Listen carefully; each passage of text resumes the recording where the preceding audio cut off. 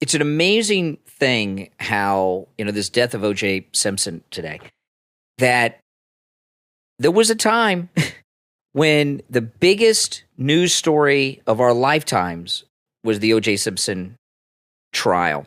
And, OJ dying today, not a lot of people are tearing up about that. But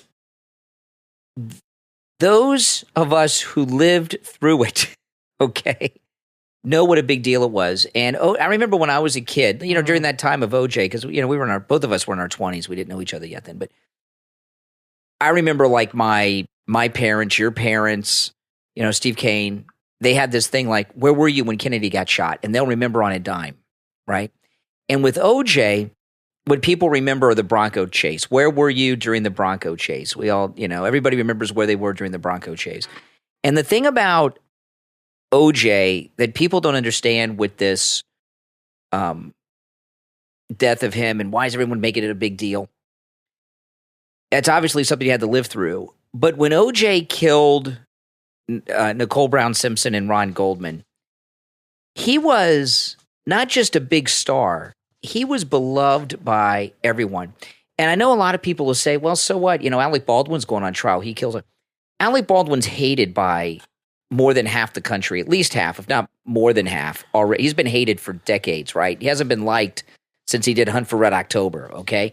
OJ Simpson was like the guy next door. Everybody loved OJ Simpson. No one had any problems. Well, fandom. I would say this. I agree with you. It was shocking. But there were reports of him had beaten his wife. I never saw those. I did. They were in the Inquirer of Nicole. So it was known that he had hit her. But at the time, it was like some people believed it, some people didn't. It was like her story, and they were getting a divorce, and it was messy. They were already divorced. And she had put, but during their divorce, she had put pictures in the Inquirer of her like with a bruised face. Some people believed it, some people didn't. But he was a huge part of our culture growing up. I would say, as far as athletes, I would compare him to Bruce Jenner. He was in commercials, TV shows, movies. I mean, he was one of those athletes. The 70s, a lot of athletes got into acting. Merle Olsen, OJ, Caitlyn, Bruce Jenner, a lot of them did. And he was one of those athletes, Terry Bradshaw, that was in films and rode that train of. And he did TV shows, he did movies, I didn't watch him as a sportscaster. But he did that too. He was good. He played for the Bills. Who is someone today that's a celebrity that everybody loves? There aren't that many, right? It's not that many. I can't think of anyone. But no one had problems with OJ. And I remember when the murders happened, I did not think he did it until the trial started. There were a couple of phases to this thing with OJ. Okay, the murders happened. And then he went to the if you remember, he went to the funeral. Can you imagine? He killed her and he goes to the funeral with the kids. Then you had the Bronco chase, which was incredibly dramatic because I remember I was watching it on TV. OJ was supposed to surrender and he didn't show up. And then the chief of police came out and had a press conference and and it was like, what? He said, and everybody in the country was watching this press conference. It was like the moon landing, this OJ thing. It was that big of a deal. The whole country stopped during this entire year. It's true. I don't know if there are any celebrities or people of today that are universally even famous anymore. This was a different time. There was no social media. Yeah. There was really we had cable, but when OJ was big, started to get really big, there were like 3 channels on TV. Yeah. He was everywhere. He was the Hertz spokesman, and he was in the Capricorn 1, which is a great film. He was universally famous around the world. Yeah. This was a global star. He was not just some guy that only America knew. Everybody knew this guy. When it really heated up is when he didn't show up to surrender. And the police chief, obviously it heated up when he killed Ron and Nicole, but when the police chief had this press conference, it was live, And he said, Mr. Simpson was scheduled to surrender at such and such a time. That time came and went. His lawyer called, who was Robert Shapiro, Kim Kardashian's dad was also one of the attorneys, Robert Kardashian. And Robert Kardashian and Ben Shapiro said he would show up at this time. That time came and went. And then there was a third time, and Mr. Simpson didn't show. Mr. Simpson is now a fugitive from justice. I remember that. And when the chief said that, the press, I got goosebumps now, and just remembering that, and that Bronco chase, I was a lot younger than guys, okay? I was like 23 years old in 94, okay? So I was a kid. But this was 30 years ago. During the Bronco chase, I still thought there's no way OJ Simpson did this. And by the time the Bronco chase had happened, everybody knew about the beating the wife and all that stuff. I knew he did it. But I still said there's just no way. There's no way. And then when they got to his house, he was in, the chase was amazing. I watched the whole thing. Everybody watched it. The whole highway cleared. He was on a major highway in L.A. Yeah, and there were people on the freeway. There were people. Yeah, they call them freeways there. There were people on the side of the road. It was all over the news globally. Yeah. And it went on for hours. And there were people on the side of the road with signs, "Don't squeeze the juice," "Go OJ," holding up signs, cheering him on. It was, I've never seen anything like it. I don't know how those people had time to make those signs to be on the road. Well, it went on for a while. And then when he got to his house for the surrender, he had a gun to his head, and then everything happened. And then there were two courtroom things, okay? There was a pretrial hearing, and this was really, this is when I realized he did it. But OJ, he comes into the pretrial hearing, and they had a microphone on the desk even when the court wasn't proceeding, and the TV, so you could hear him talking to the bailiffs and everything. It was crazy. It was crazy. And he wasn't allowed to wear a tie because they thought he would hang himself. And then the pretrial hearing, which I've never seen a pretrial hearing like this in any other high-profile case. They started to go through the evidence, and then I was like, well, he obviously did it. And then we had the trial, which was 9 months. And that trial, I watched every second of that trial. And since it was in California, it started, 9, 10 o'clock in the morning every day. So that was, 11, it was like 12, 1 o'clock every day it started. And I've always been on the air in the morning. So I'd get off the air at 10 a.m. I'd come home and watch OJ all day and then go on the air the next day and talk about it. Everybody did. Everybody. Let me tell you, every show, every news, everything. It's like the whole world stopped, and everybody, this is all they talked about every day. Because they would have the whole trial on TV they were in California, so it would start here at 1 o'clock Eastern time and go till 9 o'clock at night. Yeah.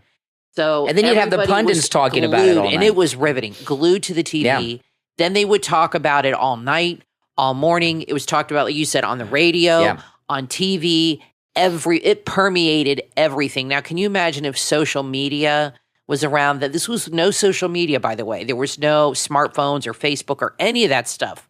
But it was on the news 24/7. It was all anybody talked about for 9 months. Yep, 9 months.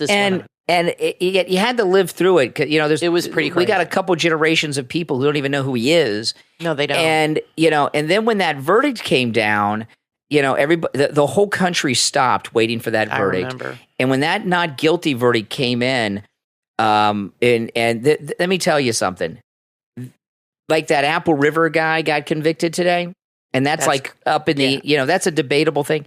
The evidence on OJ Simpson was 100% positive. Ron Goldman's blood was inside his Bronco. That's right. His adult daughter washed the murder clothes that he went home in, and the evidence was overwhelming. There was literally a blood trail. Yeah, there was OJ's blood from his house to Nicole's house. There was. I know that with the way things are portrayed, they'll act like it was up in the. There was never a court case that you've seen where someone was on trial for murder in any high-profile case that the evidence didn't point to their guilt more than OJ. Yeah, it was overwhelming. When they found him not guilty, it was a couple years after the LA riots, Rodney King. one of the jurors got out of the jury box, walked by, and gave him the Black Power fist. Yeah, I remember And that. they didn't show us that on TV. It was talked about later. And the verdict was so shocking that even his own lawyer, Kim Kardashian's dad, Robert Kardashian's mouth dropped to the floor. His own defense lawyers was were his shocked. best friend, by the way. Yeah, his best friend. And his own legal team and his best friend, Robert Kardashian, were shocked that he was acquitted. In fact, they were ready to appeal it. The morning of the verdict, all the discussion was about, okay, what's the appeal process? Because everyone assumed he was going to be found guilty, and then boom. And so when this death happened today, he's got to be burning in hell. And I was really, really hoping. Well, he never admitted it. He never. Yeah. I was really, really hoping, and it'd still come out, but I doubt it. I was really, really hoping that he would have had like a deathbed confession with his kids. Yeah, that would have been incredible. Now, he does have, OJ did have a close relationship with his kids from his first marriage, okay? And one of them, at least one, maybe both, but at least one of his kids has lived in Florida for a long time in the Tampa area as a real estate agent. But his daughter, she was in Florida. I don't know where she is. Her name was Sydney, and Sydney was with the daughter with Nicole. Right, and then they had a son, Justin or Jason. He's got 5 kids, I read today. But then his daughter, his oldest daughter, I think her name was Arlene. This is going way back. Yeah, she's the one that helped him cover up. She was the one who washed his clothes. Yeah. I mean, I wish they'd rerun that court case. It was overwhelming. There was like, he had a house guest, Kato, who became so famous. And Kato was staying in the guest house. And he heard, like, they did the whole timeline. I mean, they went through the whole timeline. It was so obvious he was guilty. He heard OJ coming in through the fence and stumbling, and he fell, and he could hear it on his wall. He was in his room watching TV, and he said, I heard like a loud bang, and they found OJ's glove there with Ron's blood on it. I mean, it was so open and shut. Oh, but yeah. The problem with it was, and this was a bloody crime scene. He almost cut off his ex-wife's head, okay? I mean, her head, she was almost decapitated, and Ron happened to just be there, wrong place, wrong time. And I remember his father was I'm surprised he didn't kill Fred Goldman. The way he was in court day in and day out, and when OJ was freed, I thought he was going to have a stroke right there on TV. I mean, my God, he was like our age, the father. And during the trial, I felt so bad. There was so much drama. Like Geraldo, who was a big star at the time, got close to the Goldman family. Yeah. And there were rumors that he was having an affair with Nicole Brown's sister, and he was in a restaurant, and someone confronted him about it, and Geraldo punched a guy out in a restaurant. I mean, it was a crazy time. It was crazy. Now, what had happened, though, it was a 100% racist verdict, and I want to play this clip. This is one of the jurors. This is a lady juror from the OJ Simpson case. She gave an interview many years after the case. Do you think that they're members of the jury that voted to acquit OJ because of Rodney King? Yes. You do? Yes. How many of you think felt that way? Oh, probably 90% of them. 90%? Did you feel that way? Yes. That was payback. Uh-huh. Think that's right? Yeah. So what she's saying is the jury knew OJ was guilty. They acquitted him because of Rodney King, and I'll tell you, Rodney King, that whole it was a crazy time in the country. Rodney King, LA riots after that verdict. Yeah. And everyone knew at the time. That's why everybody and the jurors at the time didn't say we know we did it and we acquitted him. It was years later when they came out like her. There were others and admitted that. Well, listen. I don't want to talk too bad of the dead, but I'll tell you this. I don't see any crying eyes on TV over OJ Simpson. I mean, he was just a bad guy. I remember how, there were a lot of bad things that happened to Marcia Clark, and I respect her and I like her, but I recommend people watch the movie about it with John Travolta. It's excellent. Oh, John Travolta plays Robert Shapiro. It's excellent, but it doesn't tell you the whole story. But it's excellent. But Marcia Clark and Chris Darden made some mistakes, and Johnny Cochran, they brought him in, and this was not long after Rodney King.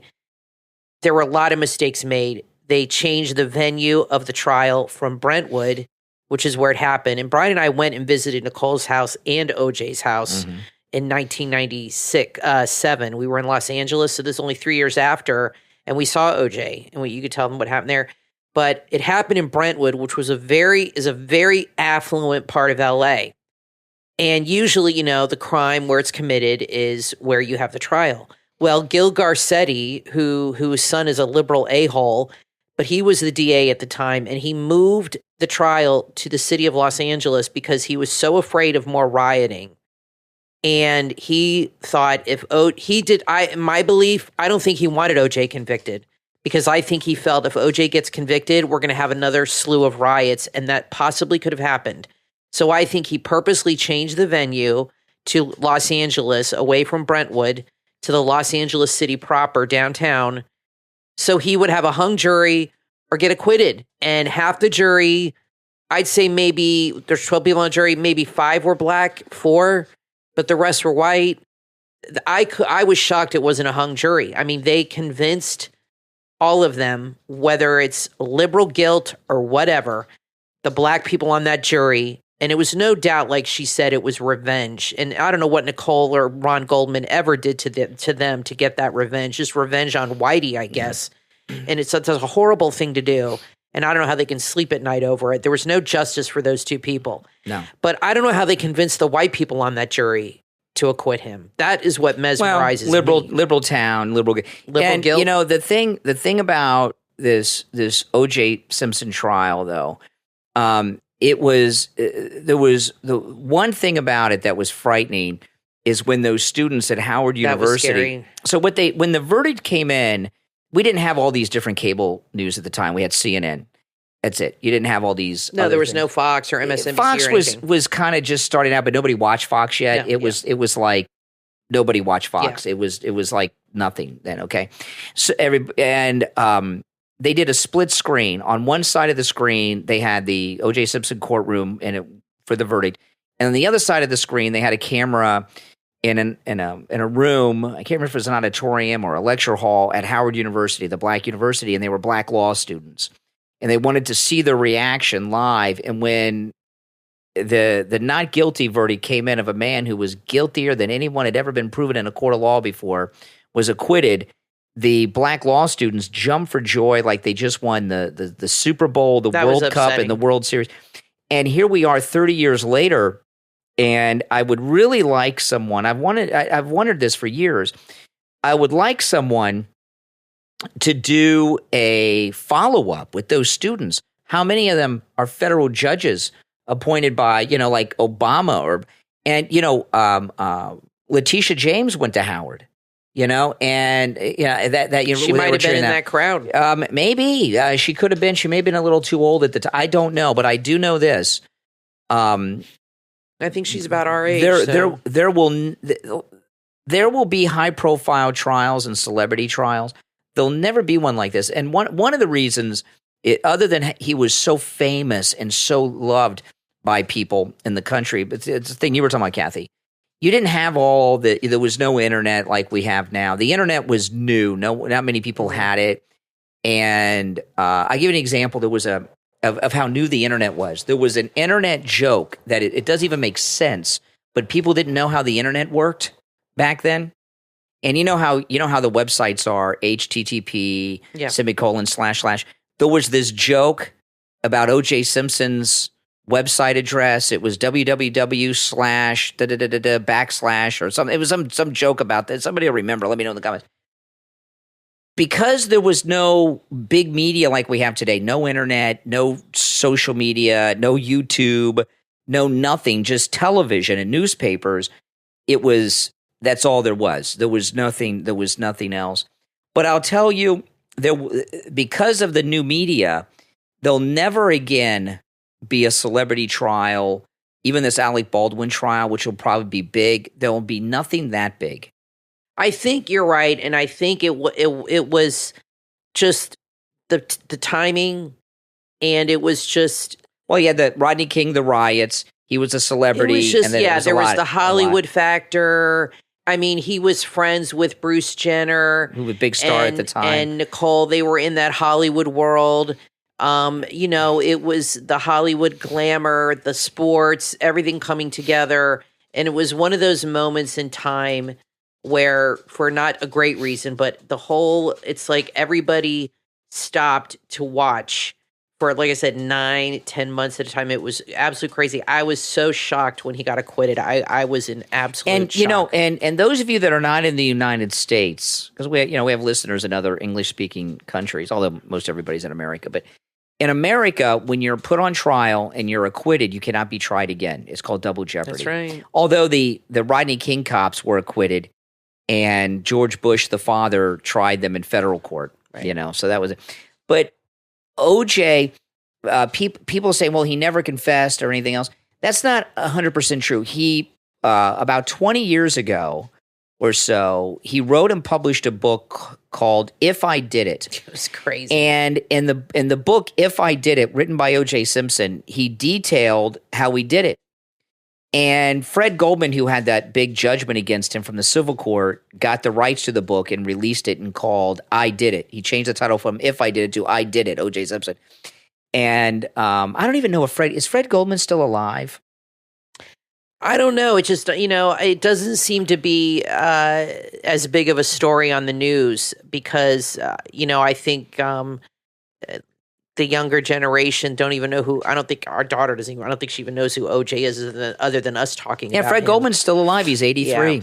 Has he said anything? I'm glad that not that I've seen yet, but I'm glad he. I'm sure he's saying he's burning in hell right now. He killed his son. So let me tell you, expect him to think? I am so glad that Fred Goldman has lived to see the death of OJ. Yeah, and OJ, and then we'll move on to some other things.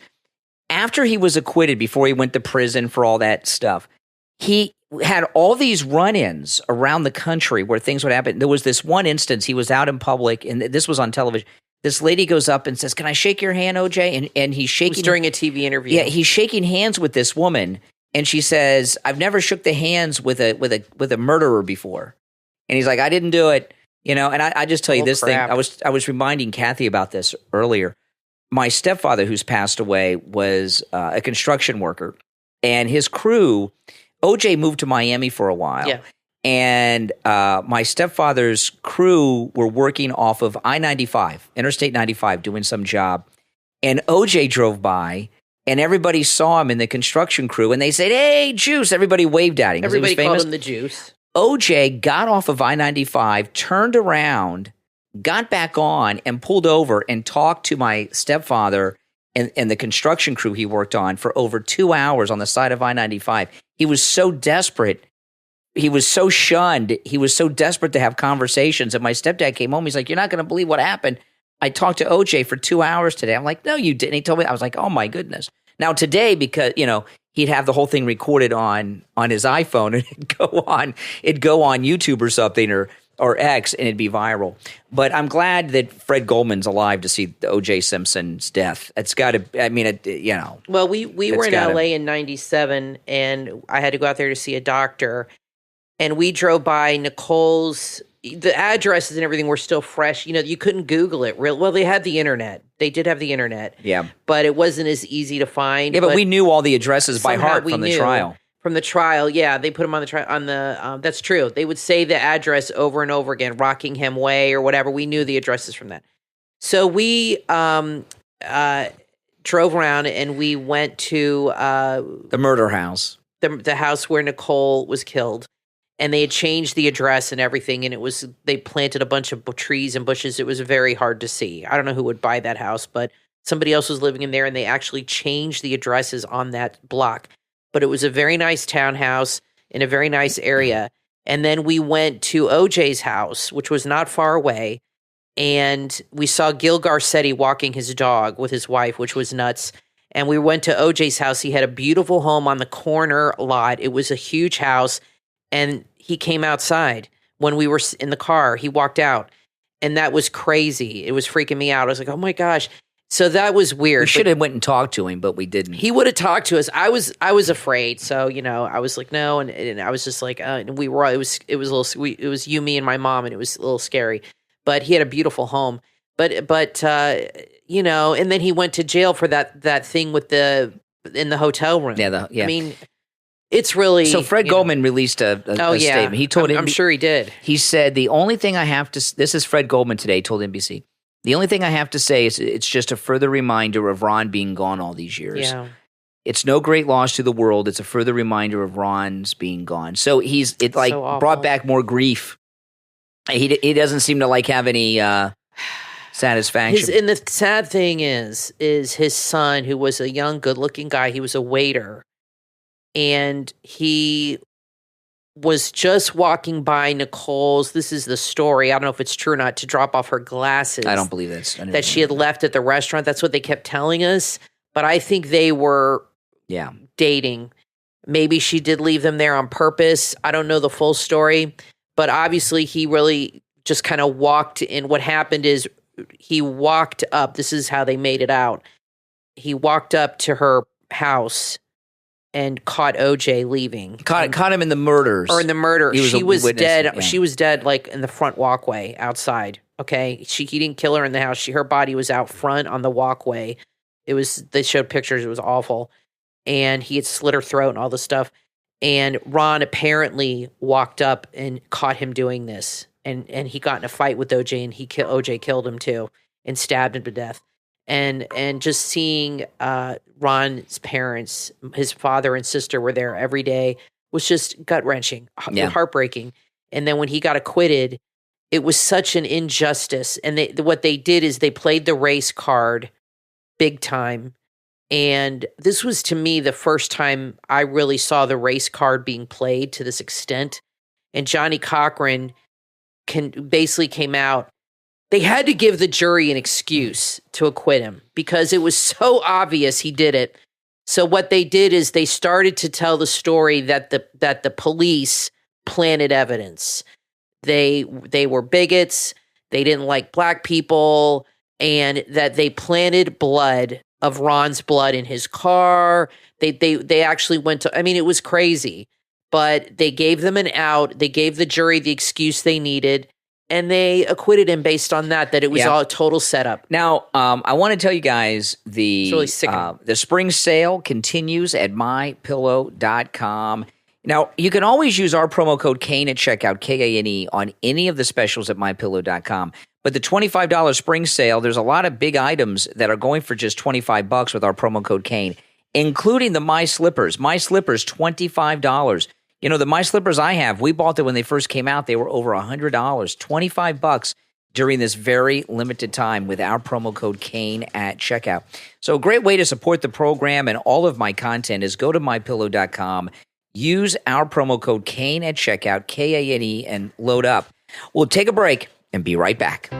Parents, grandparents, and teachers, enter a world of love and hope with your little ones in the book from author Memi Sira Haidara, The Brightest Star in the Sky. When you read The Brightest Star in the Sky, you'll join Mara, KJ, and King on a heartwarming journey guided by their mother's wisdom and the mysteries of the night sky. Inspired by the author's personal experiences, this tender tale gently explores the theme of coping with difficult emotions, offering young readers a message of comfort and resilience. As the siblings gaze at the twinkling stars, they discover the brightest star, a symbol of everlasting love and connection. Through gentle moments and heartfelt conversations, they learn that love never fades, even when someone they care about is no longer with them. The Brightest Star in the Sky is written with care and sensitivity. It's a touching tribute to love, loss, and the enduring bonds of family. Order your copy right now on Amazon. The Brightest Star in the Sky, from author Memi Sira Haidara, and find solace in the comforting embrace of the brightest star.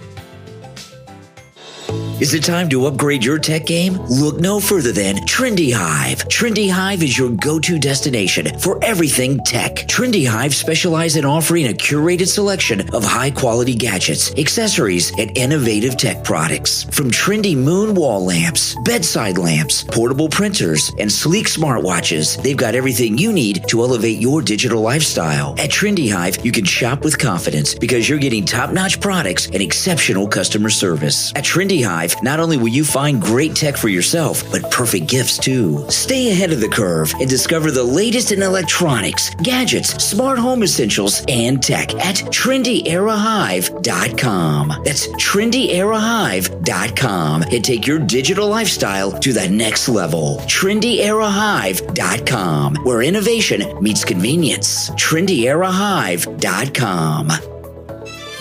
Men, are you tired of looking tired? You can turn your tired eyes into a vibrant and refreshed look with a specially formulated under-eye cream for men at Amazon.com/shops/Meditati. That's MEDITATI. This anti-aging formula is designed to repair and protect your eyes against the common signs of aging. Dark circles, puffiness, and those pesky crow's feet, gone. With Meditati, you'll say goodbye to those tired eyes and hello to a youthful appearance. It's packed with peptides, vitamin C, jojoba oil, green tea, CoQ10, and other essential ingredients. This formula will keep your under eyes bright and refreshed. It also keeps your skin hydrated with the highest quality natural and organic ingredients. It's crafted by skincare experts, and this non-greasy, lightweight formula absorbs quickly and efficiently, nourishing the skin around your eyes. So if you're tired of puffiness and wrinkles, go right now to Amazon.com/shops/Meditati. That's MEDITATI. Don't miss out on this chance to give your eyes the care they deserve, because you and your eyes deserve it. Amazon.com/shops/Meditati. You are listening to The Brian Craig Show podcast, broadcasting from sunny South Florida. Brian is joined by his wife and co-host, Kathy. Follow Brian on social media at BrianCraigShow.com. And now, Brian and Kathy. Welcome back, everyone. I'm Brian, always joined by my wife and co-host, Kathy. So this abortion issue that really, created this whole thing to try to hurt Trump with women because he's so popular with women. I want to play this clip. This is President Trump yesterday. Question. You answered some questions about abortion, but do you think a doctor should be punished who perform abortions? I'll let that be to the states. Everything we're doing now is states and states' rights. And what we wanted to do is get it back to the states, because for 53 years it's been a fight. And now the states are handling it. And some have handled it very well, and the others will end up handling it very well. And those are the things that states are going to make a determination about. Okay. So his answer is, and I'm going to add more to this, but his answer, which is the right answer, is that it's up to the states, and the states will decide. Right. Now, that clip, it was from Right Side Broadcasting, but the official Twitter, the official X account of the Biden-Harris campaign actually retweeted the Right Side Broadcasting clip I just played. That's shocking. And so the question was to President Trump, should doctors go to jail, go to prison for doing abortions? And he says that leave it up to the states. It's up to the states. This is what the Biden-Harris campaign wrote on that video clip. Trump says states should be allowed to throw doctors in prison for reproductive health care. No. He didn't say that. He said but notice how they characterized it right there. But what do they expect to do? Like, this is the law. I mean, if Biden wins again, he can't change this. Are they actually convincing people that they can reverse Roe v. Wade? Well, if they have, it's the law of the land. The only way they could do that is if they switched up the Supreme Court. If they controlled the House and the Senate, right, and have the presidency, they can pass it they can make it a federal law. Roe v. Wade was never a federal law. It was one case challenging Texas in the Supreme Court. Well, that's what they're going to run on, and I personally feel Arizona. It goes back and forth as a purple state, right? It goes back and forth. But I almost feel like the Supreme Court there did this on purpose to frighten people, women. And, it puts Trump in a bad position, which is what they want to do. Because I've seen evangelicals on Twitter and they don't like that he thinks that there should be exceptions for abortion. And they're like, well, I'm not voting for this guy because he's changing his mind on abortion. And he says there should be exceptions. And then you have people that are like, well, if I vote for Trump, then this could be the way it is in all these. It's already now it's illegal in 15 states. How many babies have been saved because of this man? It's just incredible. I think him saying it belongs to states is the right thing to say. Yeah.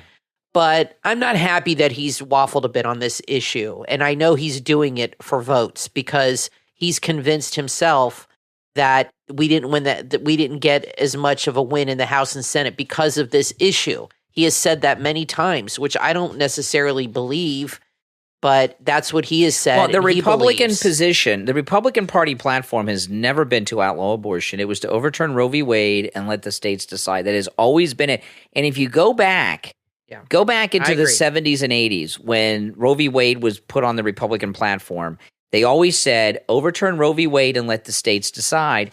And that's where we are. So what he is saying is consistent with what the party platform of the Republicans has always been on this.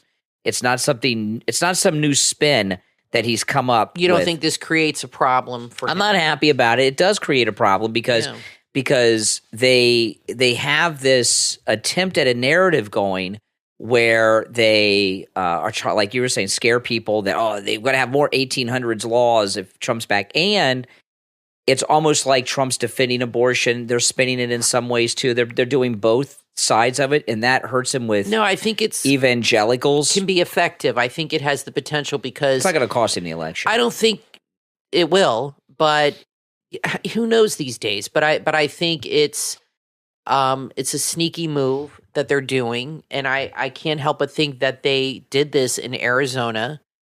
And you could draw your own conclusions because they want to frighten people frighten women into thinking, oh my gosh, this right is going to get taken away from us. It's going to start happening. And I would not be surprised if a few more states suddenly do this. Yeah. It just didn't make sense to me. In Israel, abortion is illegal. And except maybe in some might be in Italy too, but it might be in Italy. I don't know, but they're Catholic. It's illegal in Israel, and they're giving some exemptions to some of these girls that were taken hostage by the Palestinian terrorists because they're coming back pregnant. Oh my goodness! And so That's interesting. I know it's crazy. Here's the thing. Okay, it's not going to cost him the election right now. So far as election news goes, we're in a bit of a non-eventful lull because the primary process ended a little early, right? It just did. Trump just wiped the floor with everybody. So that, that coverage is gone. And we haven't had the conventions yet. When the conventions come, I think the Democrat one's first. I could be wrong, but I think the Democrat one's first. That's going to be a disaster for the Democrats because the Democrats are going to find their convention protested in large numbers by Muslims in this country that are very pissed off at Joe Biden for the tiny little help he's giving to Israel, right? So the Democrat convention is going to be a disaster. And since we're in a lull in political news because the primaries are over and we haven't had our convention yet, this abortion thing is getting a lot of play now because there's not a lot else going on in the presidential race news right now. Here's the thing. When the conventions happen, it's going to change because the disaster at the Democrat convention and this Skanky Daniels thing that's going on with Trump in New York, that trial could be at who knows at what point. When our convention comes up, there could be an attempt by the establishment to plug in Nikki Haley or someone, because she has some delegates, so does DeSantis, and take the nomination, and things are going to get heated. Well, I think that's what they're planning. So everything that's going on right now with this abortion stuff, it'll be forgotten when the conventions come. It'll still be mentioned. It's not going to be a big deal at that time. It's all going to be kind of faded away because there's going to be new things. The first big development, though, is going to be the mass Muslim protest of the Democrat convention, which is going to be beautiful. Now, I have no doubt Trump's going to win, but I was talking to Steve this morning, and I don't think people have thought this far. It's hard to think this far ahead. But when Trump is sworn in for his second term, the establishment aren't going to say, well, he won and we're going to back off. They're going to make it hard for him. And the first thing that Trump has to do, and that he will do after he pardons the J6 prisoners, and there's a lot of things he can just do with signatures. First thing he's going to do is get the wall finished, secure the border, get Mexico to get their army back, doing the right thing. But the second thing he's going to do is the deportations. And the deportations are going to be fought hard. And there are going to be mayors and governors and priests that are going to offer sanctuary to the illegals and obstruct the federal government from deporting them. And it is so next year when the deportations start, don't let yourself think it's going to be some easy thing and we're going to be turning on TV and watching planes and buses head back to Venezuela. The Democrats are going to put up a fight, and they're going to put up chains of people in front of the border patrol and everything else that's coming to get whatever fighting they've done against Trump all these years. You ain't seen nothing yet. Well, because it's not just about Trump. It's about us. They're not really afraid of Trump. They're afraid of us and the power when we put him in office. Even the guy at NPR said that changed how they approach the news. When the people put Trump in office, that terrified the deep state because they've had control over elections forever. And that really shocked them, that the power that we had of voting, and they don't want that to ever happen again. They don't want the people to ever choose who's going to be in. So this is more about us too. And they do not want him to be successful. They don't want him to have a successor. So to think that they're just going to let up when he wins, it's going to be worse. It's ridiculous. It'll be just as bad, if not worse, because whoever he chooses, and I pray to God it's not Tim Scott, he's horrible, as his running mate is going to be the person they're going to, I don't know if I'd want to do this because whoever he picks, they're going to start going after them and digging up things and looking for things because that's who is going to be his successor. And he won't be in for 8 years. It'll be 4 years. That's it. And then whoever he chooses is going to be the person he's going to campaign for and try to help win. And if he's successful, that person will get in. I mean, if look at George Bush.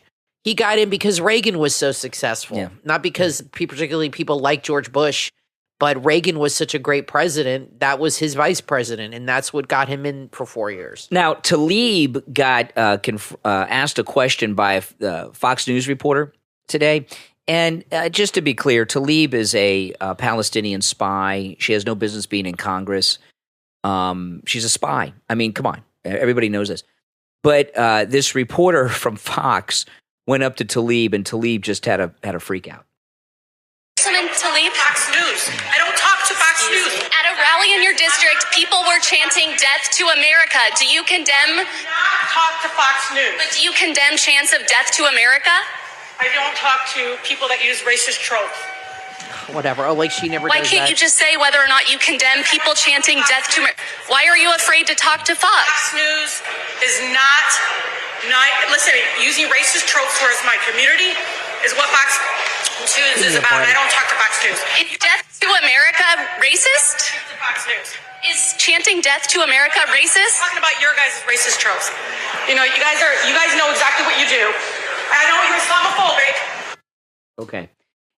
This thing about Tlaib, she has no business being in Congress. In fact, when Trump took out the head of the Iranian security organization that was the head of ran all the global terrorism, he didn't inform Congress. He didn't inform Congress because of her.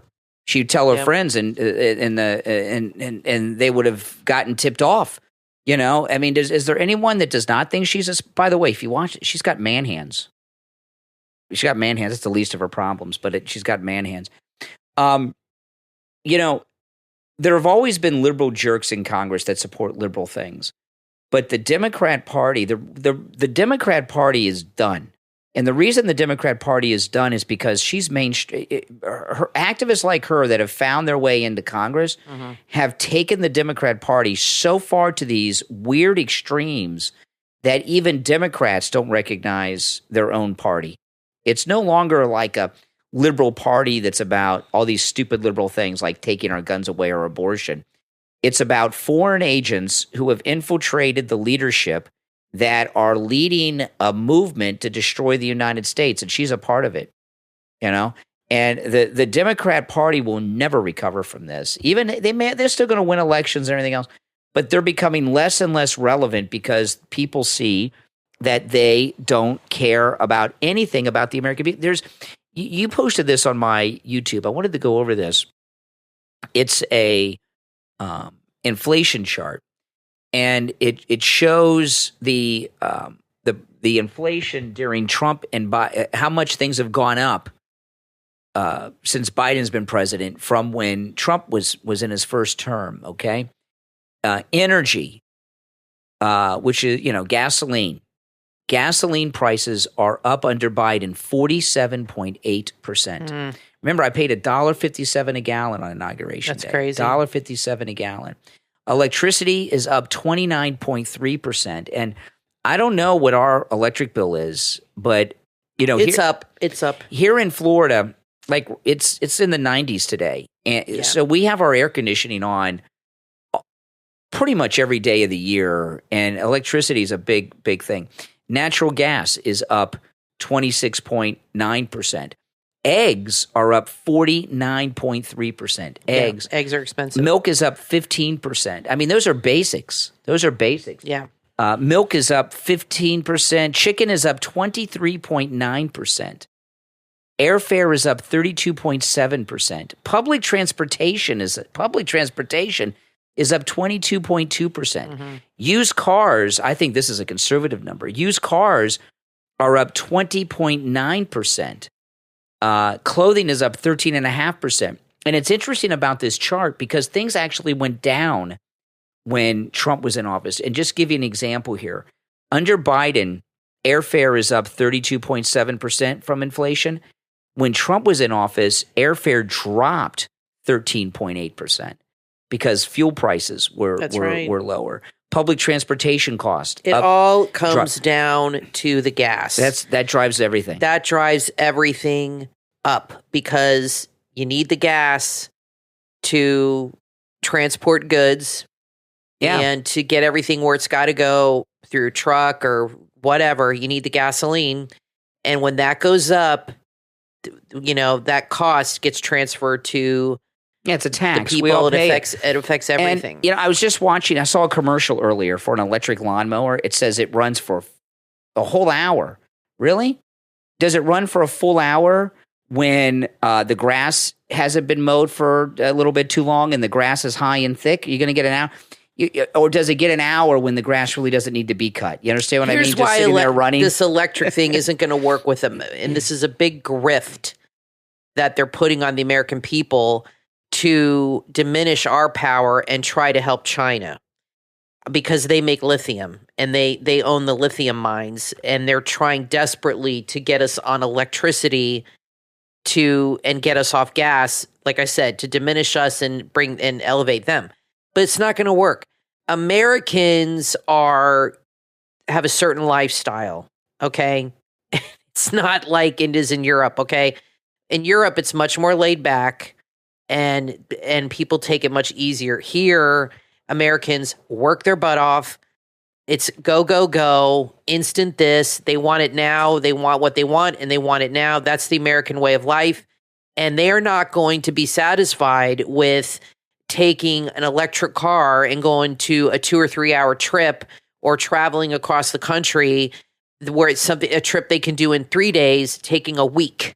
Because they have to stop and spend 3 hours charging their car when they could fill it up with gas in 10 minutes. Yeah. I mean, that's just not what they're used to. Or mowing your lawn, say you get 45 minutes out of it. Okay, then you got to charge it up. That could take another 3 or 4 hours. Yep. You know how long it takes to charge even your phone? To fully charge your phone takes like an hour. If it's dead, to get it fully charged. With a fast charger. And you're just a little tiny cell phone. So say you have a lawnmower. and you got to charge it. Then you got to wait to finish your. I mean, I just can't see Americans getting into this kind of stuff. No, I'm sorry. It's never going to happen. And I want to take a moment to thank our Patreon supporters. Thank you so much for your support. And if you would like to support the show, becoming a Patreon supporter is a great way to do that. In the description of this and every episode is a link to our Patreon page. Patreon supporters have access to commercial-free editions of each and every podcast episode. And by the way, I edit out all the commercials on the Patreon show, including the live commercials. So you get a completely commercial-free podcast if you're a Patreon supporter. And Kathy and I post a lot of exclusive content up there, too, both of us separately. And our top Patreon supporters get a live on-air thank you shout-out on every episode. So the names you will hear now are our top Patreon supporters. I want to thank Andrew and Connie, Christine, ETW, Chuck, D, Pamela, Rick, Nick, Wesley, Macho, Mike P., Carlos, Paulette, John, Heather, David, Maria in Texas, Richard, Alice, Brandon, George, Constance, Shawna, LeeZep, and K-Mac. These are our top Patreon supporters. We'll take a break and be right back. Are you in need of a little encouragement? Are you searching for a spark of intrigue? Could you use a good laugh? Then check out Genesis-Revelation.life. Genesis-Revelation.life is your go-to destination for unique and heartfelt designs that resonate with your spirit. Picture this: thousands of meticulously crafted items, each one with a personal touch, from the whimsical to the profound. The designs at Genesis-Revelation.life cover a wide spectrum, ensuring there's something for everyone. Whether you're drawn to the warmth of Scripture or prefer non-scripture items, they've got you covered. T-shirts, leggings, totes, headbands, crossbody bags, blankets, journals, napkins, aprons, coasters, drinkware, and that's just the beginning. But what sets Genesis-Revelation.life apart from the rest is simple: a sprinkle of humor, a dash of intrigue, and a layer of comfort. Each design tells a story, seeking to connect with you on a deeper level. In a world that often feels impersonal, Genesis-Revelation.life stands out as a place where every item is designed with heart and soul. Tell your story with these unique designs. Shop now and let your spirit shine. And make sure to share the store on all your social media so your friends can discover Genesis-Revelation.life too. Genesis-Revelation.life, where every design is a connection waiting to happen. Start shopping right now. Genesis-Revelation.life. Cherish the memories of your loved ones with a resting place crafted with care and compassion with the Vermont Urn Company on Etsy.com. Everything at the Vermont Urn Company on Etsy.com is handcrafted by an artisan with over 35 years of experience in the casket and urn industry. They're family-owned and proudly local, ensuring your experience is both personal and meaningful. When you visit the Vermont Urn Company on Etsy, you'll find a wide range of urns that reflect your loved one's life and interest. From military and nature themes to birds, religious, nautical, public service, patriotic, and more. Each piece is handcrafted with care, customizable, and made right here in the United States. Use the promo code RADIO at checkout and save 10% off your purchase. Preserve the memories that matter most. Visit the shop right now on Etsy at etsy.com/shop/the Vermont Urn Co. That's etsy.com/shop/the Vermont Urn Co. The Vermont Urn Company, where every urn is a symbol of love, respect, and lasting memories. Etsy.com/shop/the Vermont Urn Co.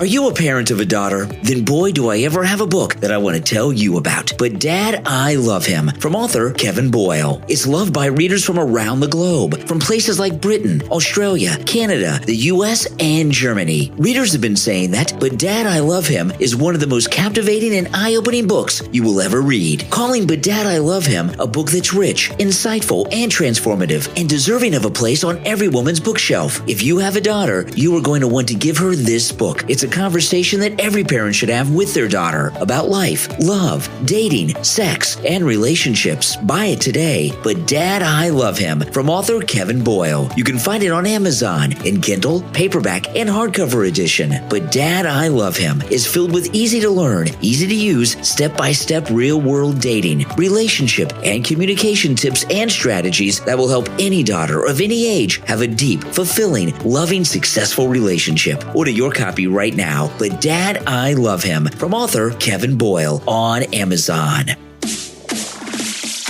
You are listening to the Brian Craig Show podcast, broadcasting from sunny South Florida. Brian is joined by his wife and co-host, Kathy. Follow Brian on social media at briancraigshow.com. And now, Brian and Kathy.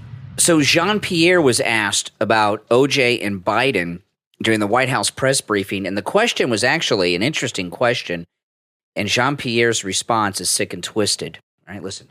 Was there any reaction from the president to OJ Simpson's death? Do you know if they ever crossed paths? Okay, now that is amazing. She said, and about Biden, did they ever cross paths? So that tells me he was in the Senate at the time when that happened. Well, he was in, there must be some interaction that he's had with OJ in the past. Was there any reaction from the president to OJ Simpson's death? Do you know if they ever crossed paths? If so, how, when? So I'll say this: our thoughts are with his families during this difficult time. She's talking about OJ's family. Their hearts are with OJ. Doesn't that sound? Their hearts are with OJ's family, not the Browns, right? Not the Goldmans. Was there any reaction from the president to OJ Simpson's death? Do you know if they ever crossed paths? If so, how, when? So I'll say this: our thoughts are with his families during this difficult time. Obviously, with his family and loved ones. And I'll say this: I know that they have asked for some privacy, and so we're going to respect that. I'll just leave it there. Okay, what a horrible answer. She doesn't know. What a horrible answer. How old is she? Why can't she just say he has no response to it? He hasn't said anything about it. Yeah. It wasn't, what you think. Has Biden said anything? She just said no, he never met him. She doesn't know anything about OJ. He hasn't said anything about him at all. She doesn't. On to the next. She does not know anything about Their sympathies OJ. with his family. Well, she was old enough to be around. Okay, she was born in 1974. Does she realize he killed the mother of his children? I wonder when I'm looking to see when she came to the United States. She was best friends with Kris Kardashian. Nicole Brown Simpson was best friends with, and you had met Bruce Jenner at the time, right after this happened. Yeah, she was here during OJ. She knows about OJ. Younger. I mean, she's in her 30s, right? 40. So she was young. No. She was born. It says 1974. Oh my gosh, she's black she's women 49. age a lot better. Wow, she's looks 49 good for her age. Yeah. But I remember you met Bruce Jenner when you and I were first married, when you were working in Miami. When he was still Bruce Jenner. Yeah, and you asked him about OJ. We had him on the radio. What happened was, and you asked him if he thought he did it, and he said, "Yeah." Well, what I wish I had tape of this. This is before all this Caitlyn Jenner stuff. Nobody knew who. This was only a couple years after the trial. Yeah, and he was in town. Yeah. Promoting something. I can't remember what it was. And he was actually going to be interviewed on this radio station next door to us. We were doing our radio show at this place in Miami where there were like 10 or 12 radio stations in the same building. Right. And he was going to do some lifestyle interview. And while he was waiting, he came in to the studio where I was sitting and was sitting down. And I was very excited because I'm a big fan of Bruce Jenner. Oh, God, who isn't? Everybody grew up on Bruce Jenner. This is before all this Caitlyn stuff. Yeah. Okay. And we were on the air talking about the OJ Simpson civil trial was going on at the time. That's right. And during a commercial, Bruce Jenner says, "Can I go on the radio and talk about OJ?" Hell and yeah. I said, "Are you kidding?" Because he was friends with Nicole. I said, "You're Bruce Jenner. You're friends with Nicole. Of course you can." So he came in there and we did an hour on the air. I remember. With Bruce Jenner taking live calls from blacks who said OJ didn't do it. It was crazy. And Bruce Jenner says, he did do it. I know him. I knew Nicole, and he did it. And his wife was best friends with Nicole. And nobody even knew who we knew who Robert Kardashian was, but nobody knew about the girls or the wife. And Bruce Jenner says, I'm married to his lawyer's ex-wife. He did it. I'm telling you, he did it.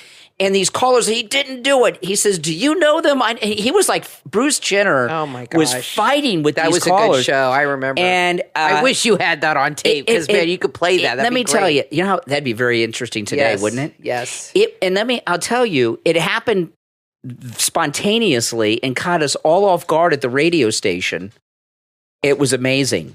I forgot about that until you just told me. I know it was pretty exciting. I remember that. That was pretty cool. Oh my goodness. And he had said that it was unbelievable. Because he was married to Kris Kardashian, who was best friends with Cole, and he had said he beat her up all the time. Yeah, he did. He said on the air. He said we hung out with them, we were friendly with them, and he was always smacking her around, and she left him because he beat her up. That was nuts. And he said, I know he did it. He threatened her life. There was a 911 call they played during the trial. They just played on the news. Yeah, where he was banging on the door to come in. And she was like, "Calm the police. You got to get here. He's going to kill me." And they said, "Well, who is it?" "OJ Simpson. You know who he is."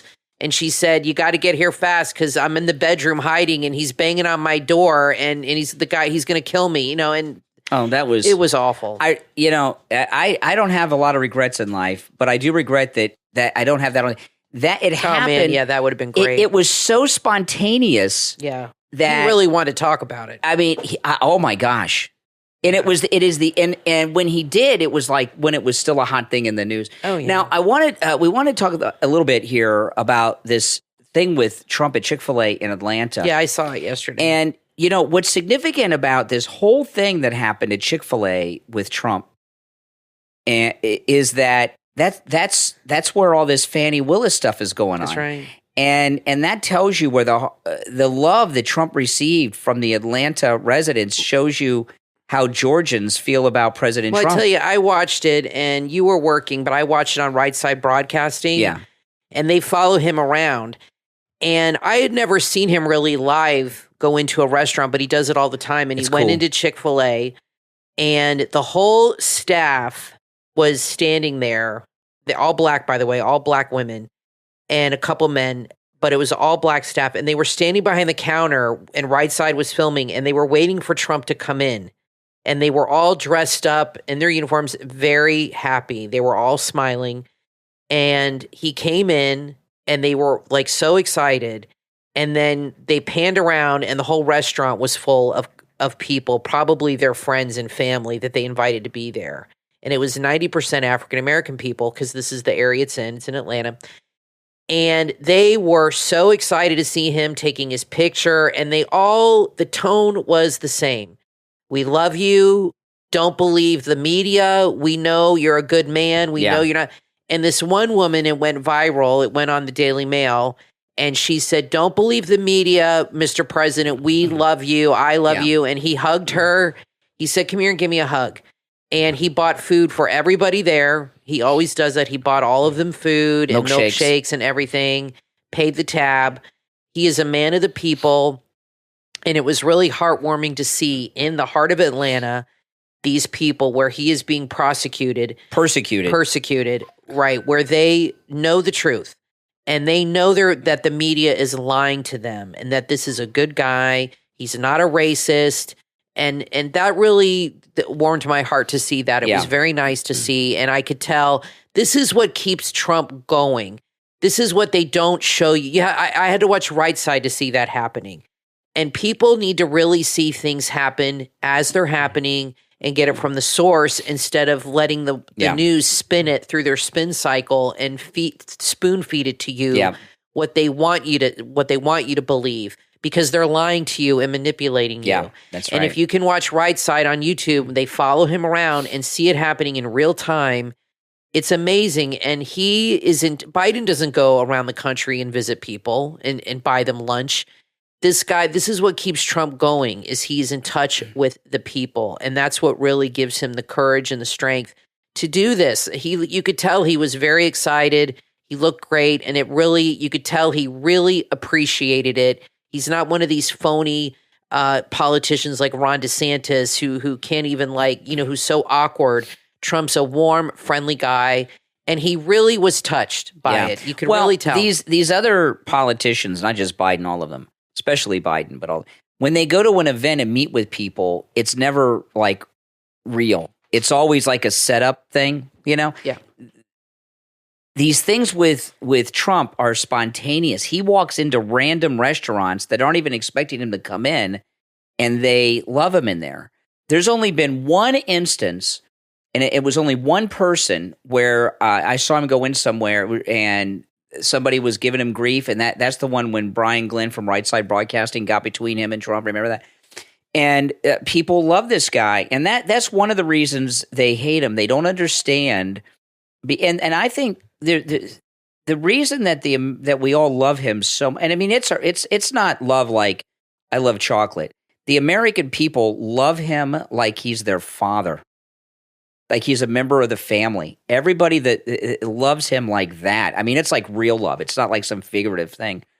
And I know it's a lot of reasons why, but one of the main reasons people feel so strongly with their love of President Trump, I think, is because they know that not only is he going to do what is best to help all of us, he's the only person we've ever had in government who gave a darn about the people and wanted to make our lives better and help us. Well, people know the whole thing with COVID was not his fault. And I think I don't think that's even in their mind when they're thinking about him and his presidency. They're thinking about the first 3 years and how things were and like the inflation, and people just literally cannot afford to live. No. There are more people living in their cars. It's becoming trendy on YouTube to live in your car now with these young people because they can't afford apartments. They can't afford to buy homes. So they live in their cars and they've convinced themselves that this is cool. It's not. They can't afford to live. And it's really sad when that's the way things are. And you guys know when Trump's in office, everything is going to do a 180 and it's going to go back to the way it should be. And Biden is so bad. Oh, yeah. And it's not really Biden, it's whoever's running the country, and he's just the puppet. But whatever is going on, it is so bad and so awful with the inflation and the border, the two main things. I think the American people are just absolutely fed up, and they've gained perspective and can look back, and they see everything that they've been lied to about Trump, and time has passed, and they're realizing, the media has just been lying to me all along about this guy. Yeah, that's right. Now, listen, we're out of time for today. We'll be back next time. I'm Brian Craig, always joined by my wife and co-host Kathy. We will talk to you next time.